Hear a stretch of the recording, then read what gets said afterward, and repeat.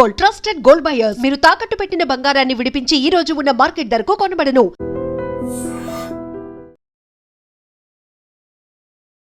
Hello viewers, welcome to iDream media. పోటీ పరీక్షల్లో సత్తా చాటి ప్రభుత్వ కొలువును సాధించాలని కోచింగ్ సెంటర్లో జాయిన్ అయితే మాలాంటి వారిపై లైంగిక వేధింపులు చేస్తున్నారంటూ కొంతమంది యువతులు అయితే మాత్రం విజయనగరం జిల్లా కేంద్రంలో ఉన్నటువంటి 2 టౌన్ పోలీస్ స్టేషన్ లో ఫిర్యాదు చేశారు. విజయనగరం జిల్లా కేంద్రంలో ఉన్నటువంటి వినిక్స్ కోచింగ్ సెంటర్ యాజమాన్యం అయినటువంటి సారిపల్లి శ్రీనివాసరావు తమని లైంగికంగా వేధిస్తున్నారంటూ ఆరోపిస్తూ పోలీసుల్ని ఆశ్రయించారు. సో సుదూర ప్రాంతాల నుండి వచ్చి తల్లిదండ్రుల్ని, కుటుంబాన్ని, అదే విధంగా పిల్లల్ని అందరినీ వదిలి పోటీ పరీక్షల కోసం మేము ఇక్కడ పోటీ పరీక్షల్లో నెగ్గేందుకు ఇక్కడ కాంపిటీషన్ ఎగ్జామ్స్ కోసం కోచింగ్ తీసుకుంటున్న మాలాంటి వారందరినీ కూడా టార్గెట్ చేస్తూ ఈ శ్రీనివాసరావు అనే వ్యక్తి మమ్మల్ని లైంగికంగా వేధించడమే కాకుండా అసభ్య పదజాలంతో మమ్మల్ని లోబర్చుకోవడం, అదే విధంగా మీకు జరిగే పోటీ పరీక్షల్లో మార్కులు వేయించే బాధ్యత నాది, నేను చెప్పినట్టు వింటే మీకు మరికొన్ని మార్కులు వేయించడంతో పాటు ప్రభుత్వ కొలువు కూడా ఈజీగా వచ్చేటట్టు చేస్తానని లేనిపోని మాటలన్నీ చెప్పి కొంతమంది యువతుల్ని లైంగికంగా లోబర్చుకున్నట్లు ఆరోపించిన పరిస్థితి అయితే కనిపిస్తా ఉంది. ఎందుకంటే 2 టౌన్ పోలీస్ స్టేషన్ కి ఫిర్యాదు ఇవ్వడానికి వచ్చిన యువతులంతా కూడా ఆందోళన వ్యక్తం చేస్తున్నారు. మా లాంటి వారు ఎందరో 70 మంది మేము యువకులం అందరం కూడా ఇక్కడ కోచింగ్ తీసుకుంటున్నాం. పగలు రాత్రి తేడా లేకుండా పోటీ పరీక్షల కోసం ప్రిపేర్ అవుతున్నటువంటి మాపై అంటే ఒక ఉపాధ్యాయుడు ఈ విధంగా ప్రవర్తించడం ఎంతవరకు సమంజసమని కూడా ప్రశ్నిస్తున్న పరిస్థితి అయితే కనిపిస్తా ఉంది. సో దూరం నుండి ఫ్యామిలీ అందరినీ విడిచి వచ్చిన మా లాంటి వారిపై ఈ విధంగా లైంగిక చర్యలకు పాల్పడమే కాకుండా ఎవరికైనా చెప్తే మీ పరువంతా కూడా తీసి బయట పెడతానంటూ బెదిరించడంతో పాటు ఇంకొంతమంది యువకుల్ని ఎవరైతే తను అన్ని మాటని ఒప్పుకోవట్లేదో వాళ్ళందరినీ కూడా శారీరకంగా, భౌతికంగా కూడా దాడి చేస్తున్న ఈ వ్యక్తిపై ఎలా అయినా సరే పోలీసులు చర్యలు తీసుకొని మాకు తగు న్యాయం చేయాలంటూ యువత ఆందోళన చేస్తున్న పరిస్థితి అయితే 2 టౌన్ స్టేషన్ వద్ద అయితే కనిపిస్తుంది.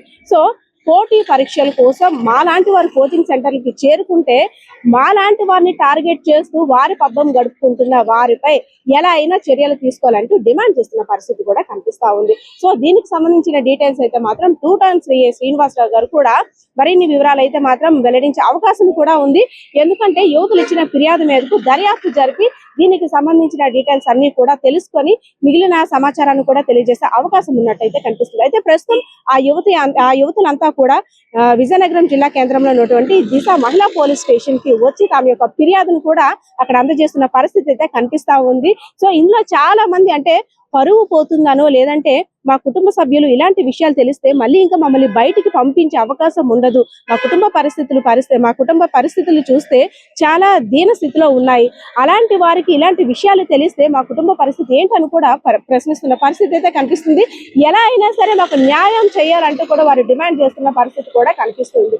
సో ఇలాంటి వారిపై ఎందుకంటే కోచింగ్ సెంటర్ కి వచ్చే వారందరూ కూడా ఉద్యోగం ఎలాగైనా సాధించాలి, తమ యొక్క కళలన్నీ కూడా సాకారం చేసుకోవాలి, మంచి భవిష్యత్తు కోసం పునాదులు వేసుకోవాలని పగలు రేయి తేడా లేకుండా ఆ ఉన్న కాసంత డబ్బుతోనే కోచింగ్ సెంటర్లకి వేచించి అదే విధంగా తిండి నిద్రాహారాలు కూడా మాని కోచింగ్ సెంటర్లో మగ్గిపోతూ ఉద్యోగం కోసం ప్రయత్నిస్తున్న వీళ్ళందరినీ కూడా చాలా మంది ఇలా టార్గెట్ చేయడం చాలా బాధాకరమని చెప్పుకోవాలి. ఎందుకంటే కొంతమంది అవకాశం ఉండి బయటికి చెప్పుకోగలిగిన వారైతే అవకాశం లేక చెప్పుకోలేకపోతున్నా మా భవిష్యత్తులన్నీ కూడా ప్రశ్నార్థకంగా మారుతుంది, మా జీవితం అంతా కూడా ఇలాంటి విషయాలు బయటకు వస్తే ఏమవుతుందన్న ఒక ప్రశ్నలు కూడా రేకెత్తున్నాయి. కాబట్టి ఒక ఆందోళన చెందుతున్న పరిస్థితి కూడా కనిపిస్తా ఉంది. కెమెరా పర్సన్ బాలకృష్ణతో పద్మ, ఐడ్రీమ్ మీడియా, విజయనగరం టౌన్ లో మూర్లాంతర్లో కోటకెళ్ళ రోడ్లో వినిక్స్ అనే ఒక కోచింగ్ సెంటర్ ఉంది. ఆ కోచింగ్ సెంటర్ లో సుమారుగా ఒక 60 నుంచి 70 మంది డిఎస్సి ప్రిపరేషన్కి అక్కడ జాయిన్ అవ్వడం జరిగింది. ఆ ఇన్స్టిట్యూట్ని సారిపల్లి శ్రీనివాస్ అనే వ్యక్తి రన్ చేస్తూ ఉన్నాడు. మరి ఆ సారిపల్లి శ్రీనివాస్ అనే వ్యక్తి వాళ్ళకి సెక్సువల్గా హెరాస్మెంట్ చేస్తున్నారని చెప్పేసి స్టేషన్కి ఒక రిపోర్ట్ రావడం జరిగింది. దీనిపై ఫర్దర్ యాక్షన్ కోసం అది మహిళా పోలీస్ స్టేషన్కి పంపించడం జరిగింది. వాళ్ళు అక్కడ కేసు రిజిస్టర్ చేసి ఇన్వెస్టిగేషన్ చేసి దానికి బాధ్యులైన వారిపై చట్టరీత్యా చర్యలు కూడా తీసుకోవడం జరుగుతుంది. ఈ రోజే వచ్చిందండి. ఈ రోజు సాయంత్రమే స్టేషన్కి వచ్చి ఇచ్చారు. వెంటనే వాళ్ళకి మహిళా పోలీస్ స్టేషన్కి పంపించడం జరిగింది. స్టేషన్ సుమారుగా ఒక 20 to 30 మెంబర్స్ వచ్చారండి.